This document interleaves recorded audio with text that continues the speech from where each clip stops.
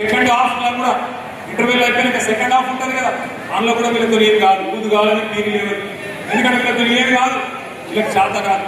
ఇవే తిట్లు లేదంటే ఒక 4 కేసులు పెడతాం. మీ ఎమ్మెల్యే కేసులు పెట్టడం తెలుసు, రేవంత్ రెడ్డి కూడా గదే తెలుసు. కేసులు పెట్టాలి, పోలీసులను అడ్డం పెట్టుకోవాలి.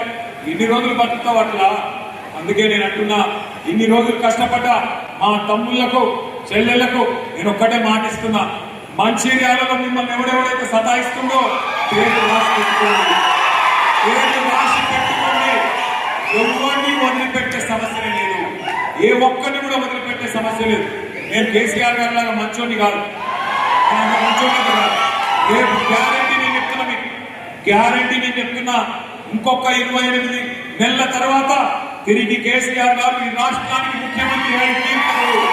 6 మూడేళ్ల తెలంగాణ ప్రజల ఆశీర్వాదంతో మళ్ళీ తెలంగాణ తెచ్చిన నాయకుడే ఈ రాష్ట్రానికి నాయకత్వం వహిస్తాడు.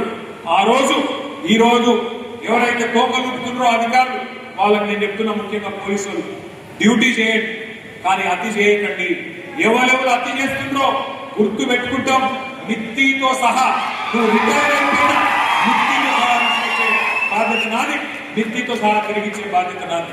ఒకవేళ మేము రిటైర్ అయిపోతున్నాం లేదా మేము పారిపోతామంటే సప్త సముద్రాల అవతల దాక్కున్నా ఉంచుకొచ్చి బాధ్యత నాది. దయచేసి నేను కోరుతా ఉన్నాను, ఈ దుర్మార్గ రాక్షస ప్రభుత్వానికి అండగా నిలబడకండి. కరెక్ట్ కాదు. ఇవాళ ఉండే ఎమ్మెల్యే ఇవాళ ఉంటాడు, రేపు పోతాడు.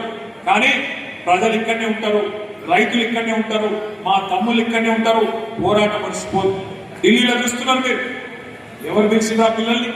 ఢిల్లీలో వేల మంది పిల్లలు నిన్న పార్లమెంట్ ముందు ఏ రకంగా ప్రభుత్వాన్ని గడగడ వణికించిండ్రో మీరే చూస్తా ఉన్నారు. తెలంగాణను తిరిగి రెచ్చగొడితే ఉద్యమ సమయంలో ఎట్లయితే ఉడికిపోయిందో ఈ కాంగ్రెస్ బీజేపీని తరిమి కొట్టేదాకా మళ్ళీ కేసీఆర్ గారి నాయకత్వంలో ఉడుకు నెత్తురుతో ఉన్న మా తమ్ముళ్ళు, రక్తం సరసల మరుగుతున్న మా రైతులు తిరగబడితే ఒక్క నాయకుడు, ఒక్క ఎమ్మెల్యే, ఒక్క ఎమ్మెల్సీ కూడా మీరు ఊళ్ళలో తిరగలేరనే మాట కూడా నేను హెచ్చరిస్తూ